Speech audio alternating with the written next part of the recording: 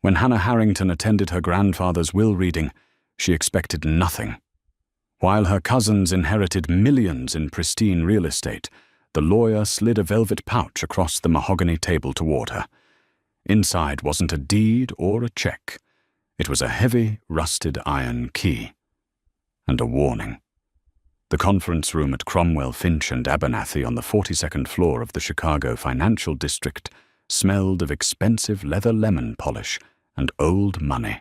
Hannah Harrington sat at the far end of the sprawling mahogany table, acutely aware of the scuff marks on her boots and the frayed cuffs of her thrifted blazer. She didn't belong here. She never had. Her grandfather, Arthur Harrington, had been a titan of Midwestern industry, a man whose shipping empire had amassed a fortune that most people could scarcely comprehend. But Hannah's mother, Arthur's youngest daughter, had been disowned decades ago for marrying a public school teacher instead of the banking heir Arthur had chosen. When Hannah's parents died in a car accident, leaving her orphaned at 14, Arthur had paid for her basic foster care and education, but he had never offered her a place in his home or his heart. Now, at 26, drowning in student loans and working double shifts at a downtown diner, Hannah was only here because she had received a formal, legally binding summons. At the head of the table sat William Abernathy, a lawyer whose bespoke suit cost more than Hannah's annual rent. To her left sat her Aunt Cassandra Harrington Smith, dripping in pearls and barely concealed disdain. Next to Cassandra was her son, Cousin Leo, who was currently checking his Rolex every 3 minutes, as if this multi-million-dollar inheritance process was a tragic waste of his afternoon. Moving on to the primary assets, Abernathy droned, adjusting his spectacles. To Cassandra Harrington Smith, I leave the Highland Park estate, the portfolio of municipal bonds managed by Vanguard, and a 51% controlling stake in Harrington Logistics. Cassandra offered a tight, satisfied smile. She didn't even look at Hannah. To my grandson, Leo Harrington Smith, I leave the vintage automotive collection housed in the Geneva facility, alongside the liquid assets held in the Cayman Trust to be dispersed at his 30th birthday. Leo let out a breath, leaning back in his chair. Finally.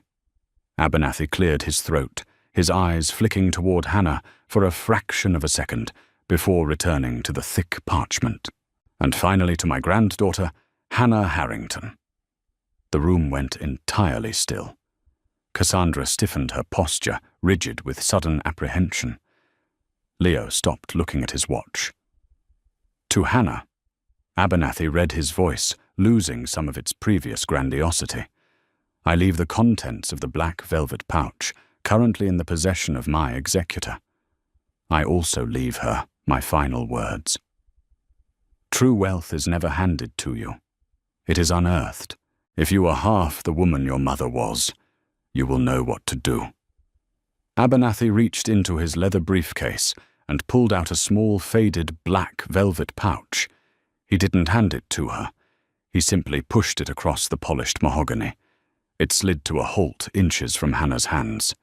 Cassandra let out a harsh, glittering laugh. A pouch? What is it, Arthur's old golf tees? Hannah ignored her. With trembling fingers, she loosened the drawstrings. She tipped the pouch over her palm. A heavy object dropped into her hand with a dull clink. It wasn't a diamond ring. It wasn't a gold coin. It was a key. It was large, perhaps 4 inches long, forged from heavy iron, and completely coated in a thick reddish-brown layer of rust. It looked like it belonged to a medieval dungeon, not a modern inheritance. There was no accompanying letter. No bank name. Nothing. Is this a joke? Hannah asked, her voice barely above a whisper. Her chest tightened with a familiar, suffocating humiliation. Even in death, Arthur Harrington had found a way to remind her that she was worth nothing to him.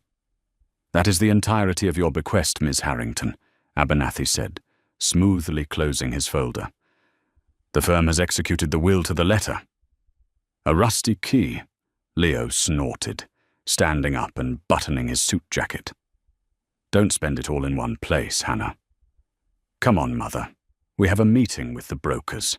Hannah sat frozen as her wealthy relatives swept out of the room, leaving behind a trail of expensive perfume and the echo of their disregard. Abernathy gave her a polite, entirely devoid of warmth nod before exiting through a side door. Hannah was alone. She looked down at the key. The rust stained her pale skin. She wanted to throw it out the window, to hurl it into the Chicago River and wash her hands of the Harrington family forever.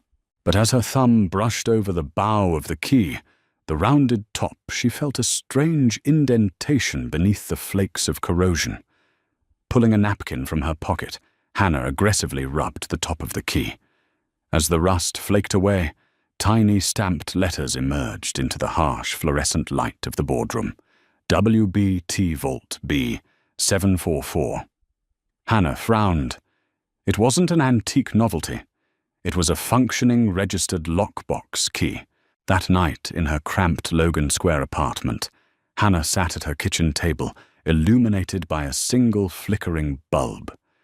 She had a massive pile of overdue bills on her left and the rusted key on her right.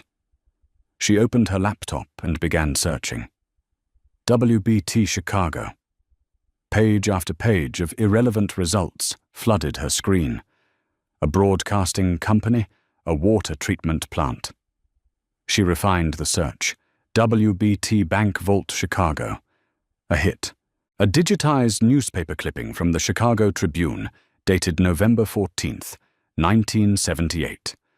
Westcott Bank and Trust faces insolvency. Westcott Bank and Trust, WBT. Hannah read the article. Westcott had been a private, highly exclusive bank catering to Chicago's elite industrialists during the mid-20th century. It had gone under in the late 70s amid whispers of corruption and mismanagement. The assets had been quietly bought up by a massive corporate conglomerate, and the physical bank itself, a brutalist concrete fortress on the edge of the industrial district, had been shuttered.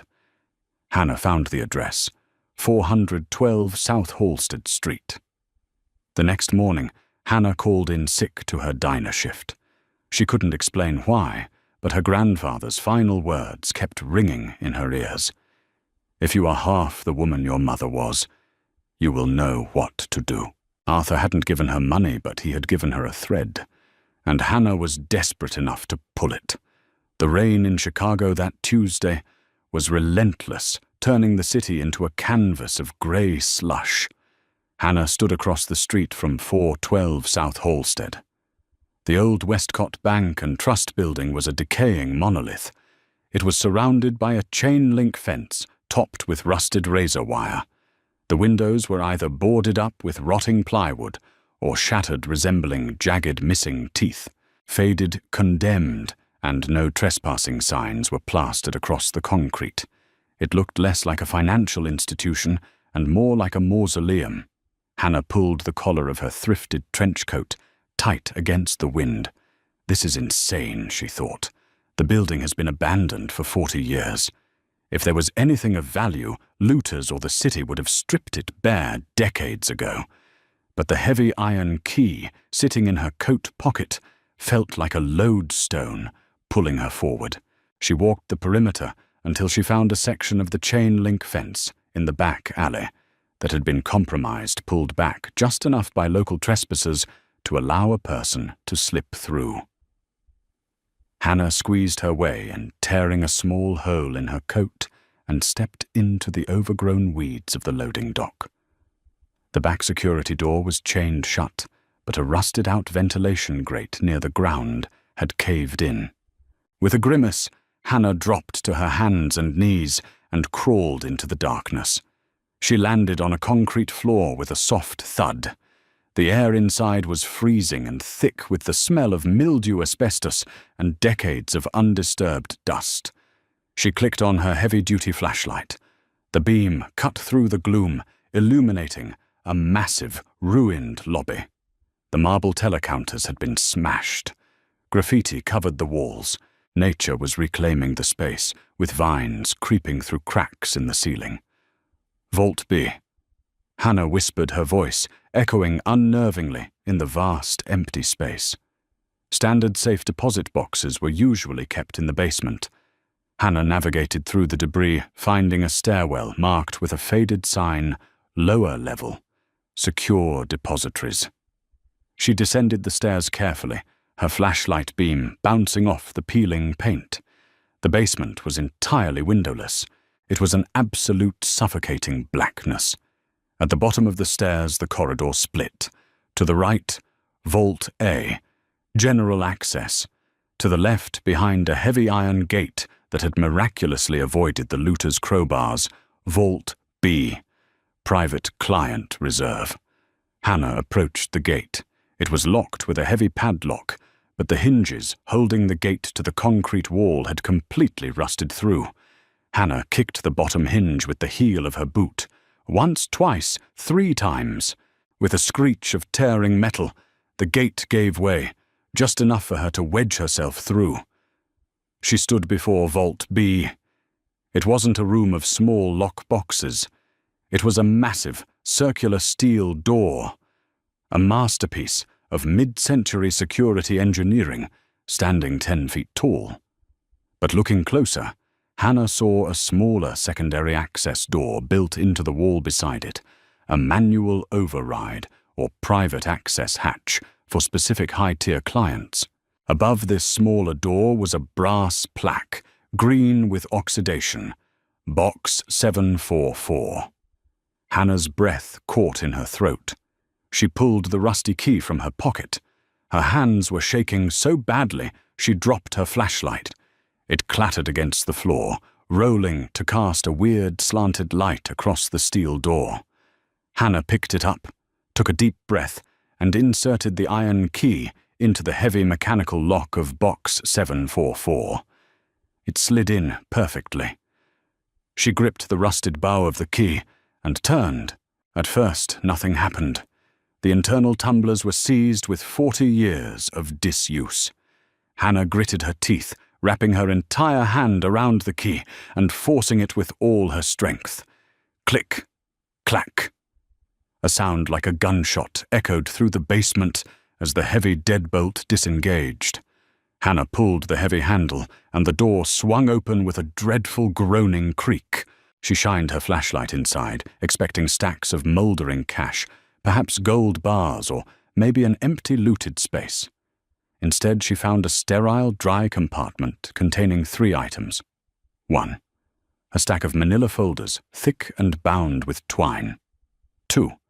A small black leather-bound ledger. 3. A tarnished silver pocket watch. Hannah reached in and pulled out the pocket watch first. It was her grandfather's. She recognized the intricate engraving of a ship on the casing. Why would he hide this here? She set it down and picked up the ledger. The leather was dry and cracking. She opened it to the first page. It was entirely filled with Arthur Harrington's sharp, meticulous handwriting. Date October 14th, 1978. The liquidation of Westcott Bank was successful. Abernathy handled the quiet transfer of the municipal pensions. They suspect nothing. The Harrington Trust has absorbed the remaining $42 million in undocumented capital. Cassandra is named primary beneficiary to shield the assets from federal audit. Hannah stopped breathing. She read it again. And then she flipped the page. Page after page detailed a massive systemic financial crime. Her grandfather hadn't just built an empire. He had stolen the foundation of it.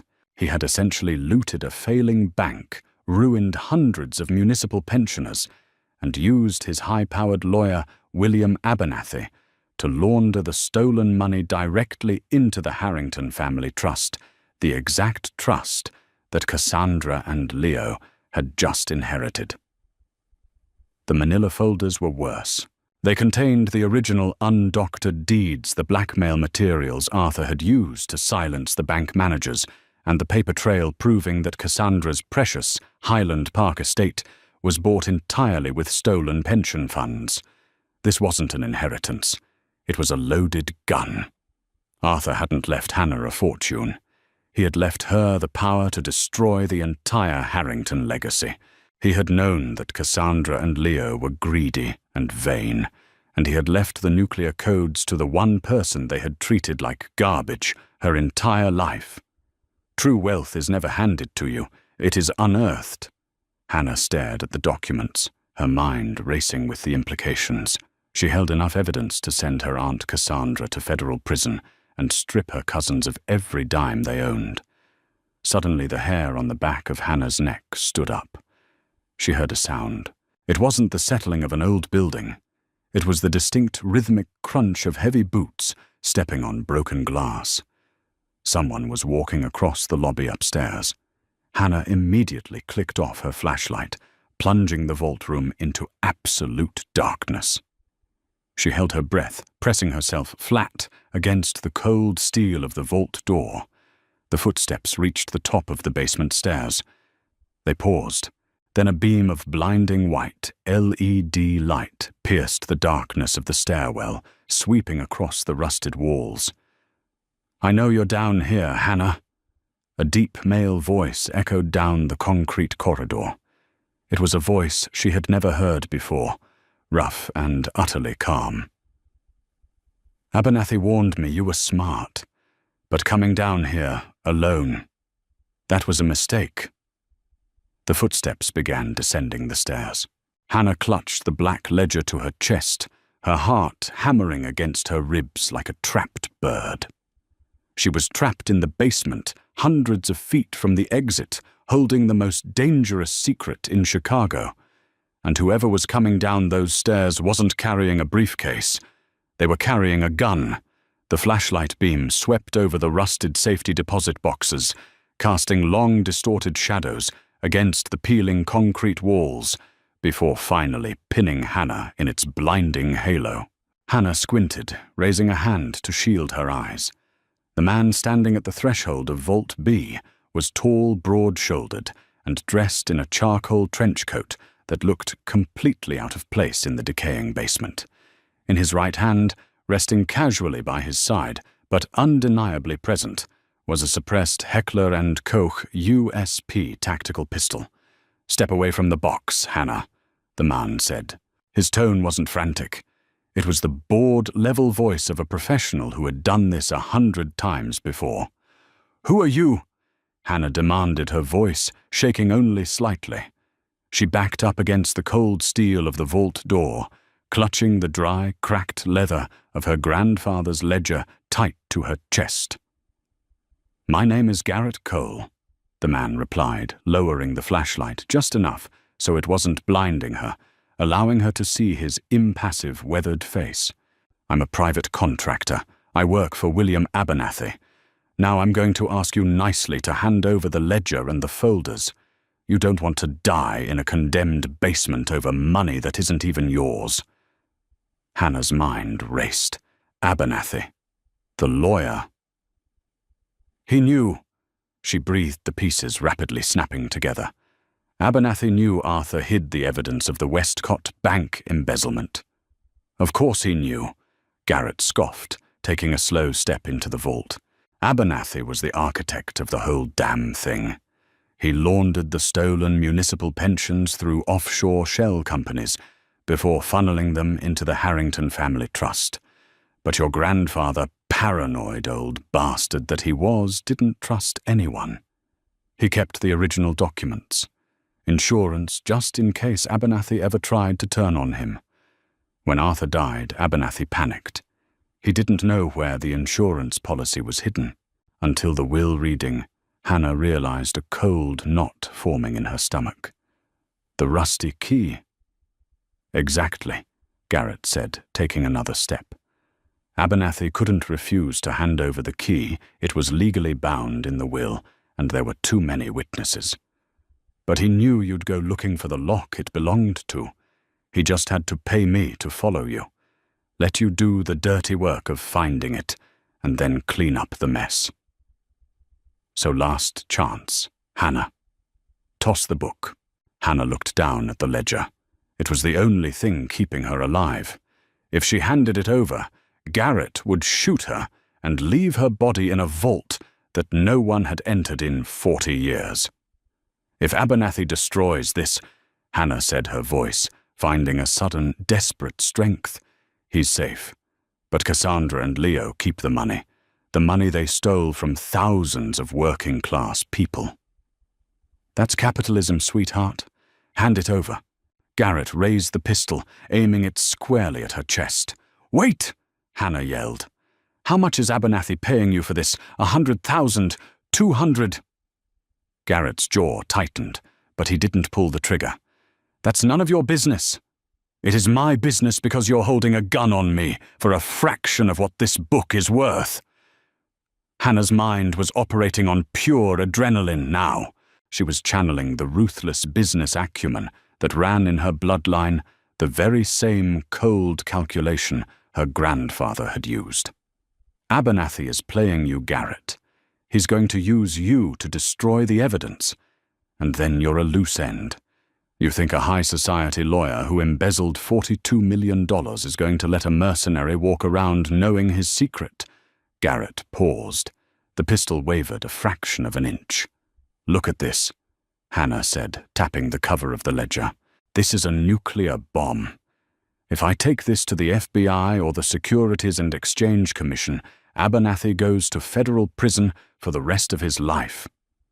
Cassandra and Leo lose everything. The government will seize the Highland Park estate, the Geneva car collection, the Vanguard portfolios. Every single dime. So you want to be a hero?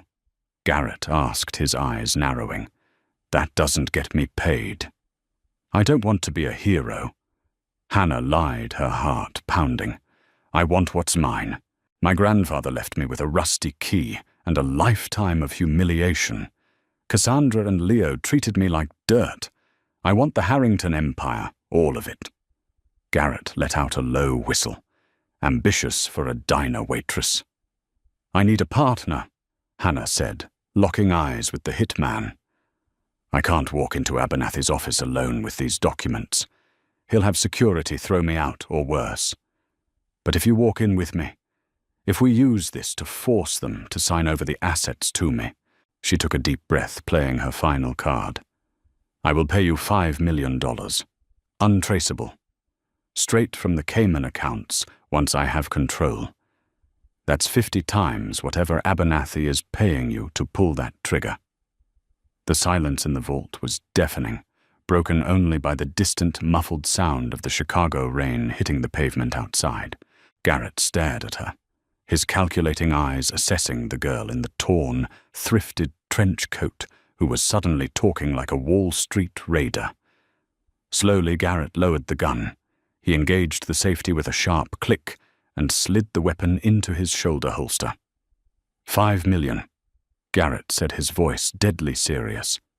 And if you try to screw me, Hannah, I won't just kill you. I'll make it last. $5 million? Hannah agreed, exhaling a breath she felt like she had been holding for an eternity.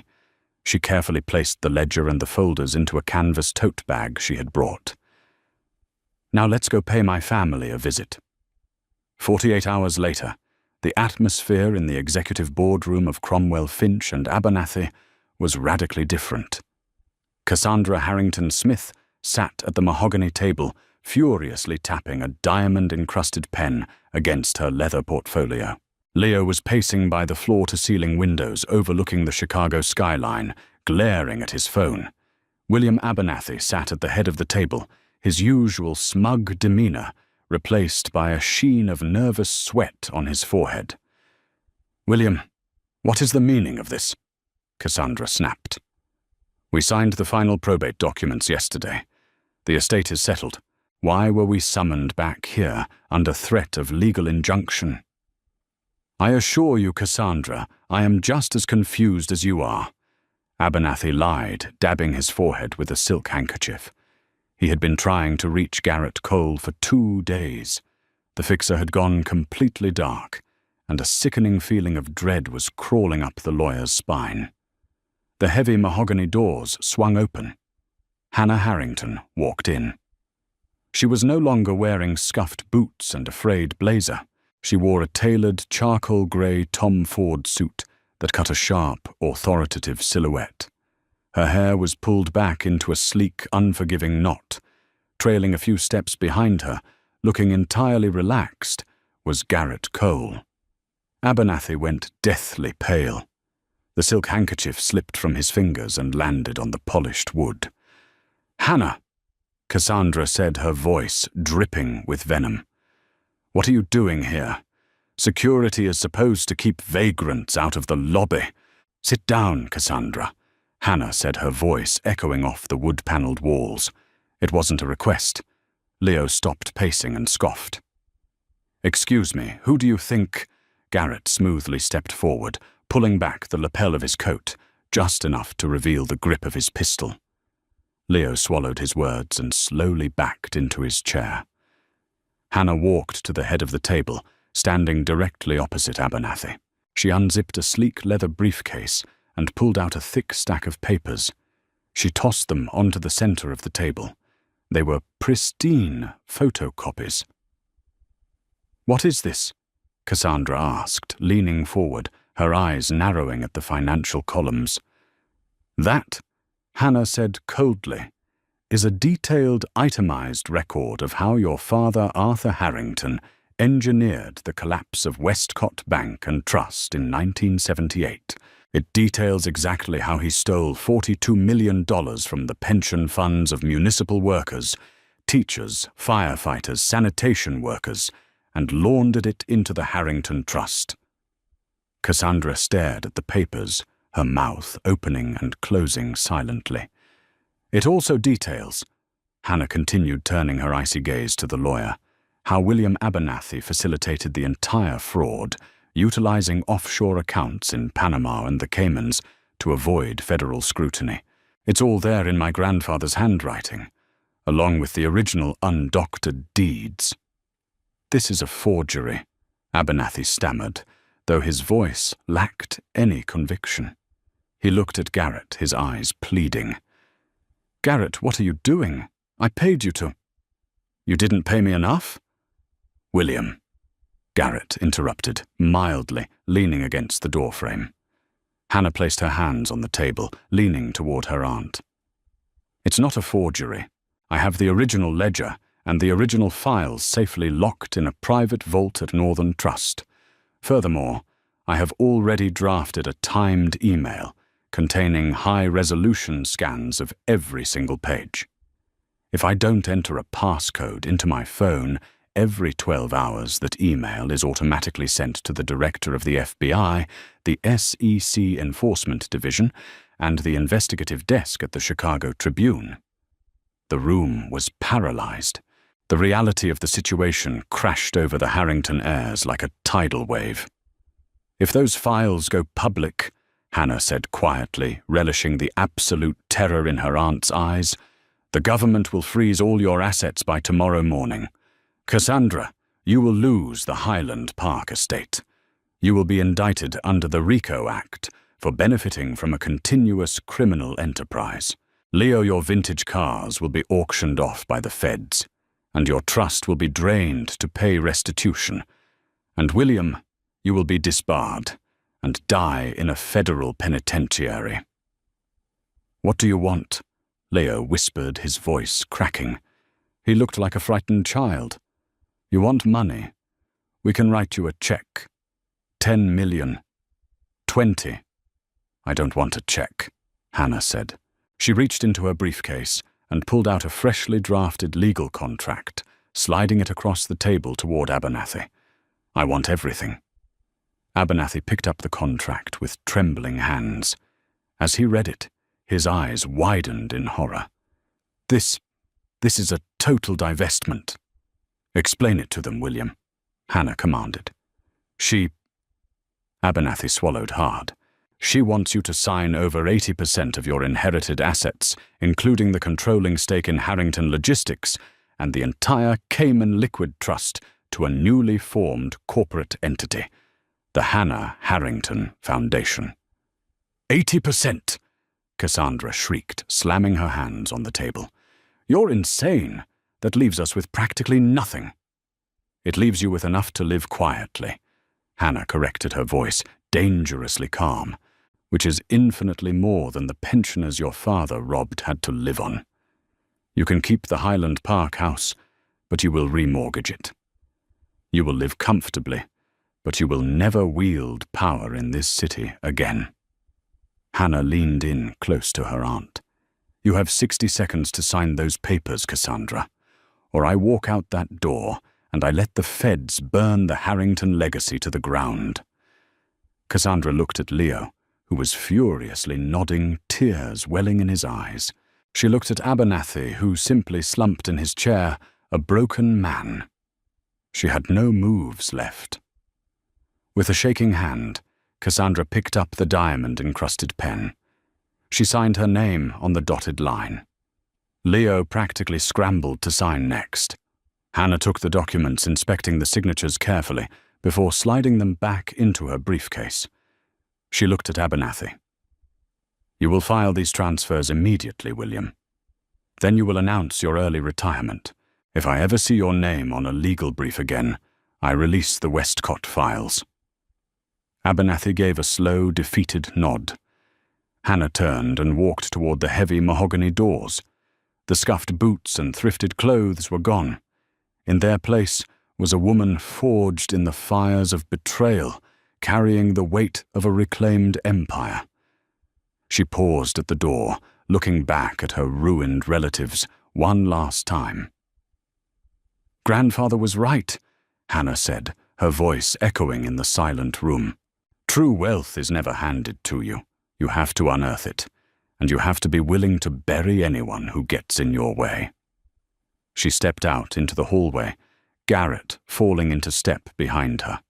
The rusty iron key was still in her pocket, a heavy, permanent reminder of where she came from and exactly what she was capable of. Did Hannah's ruthless revenge give you chills? She proved that sometimes the most valuable inheritance isn't money. It's the power to expose the truth and rewrite your own destiny. If you loved this twist-filled story of betrayal and justice, hit that like button, share it with your friends to see what they would do, and subscribe to our channel for more jaw-dropping, real-life inspired drama. See you next time.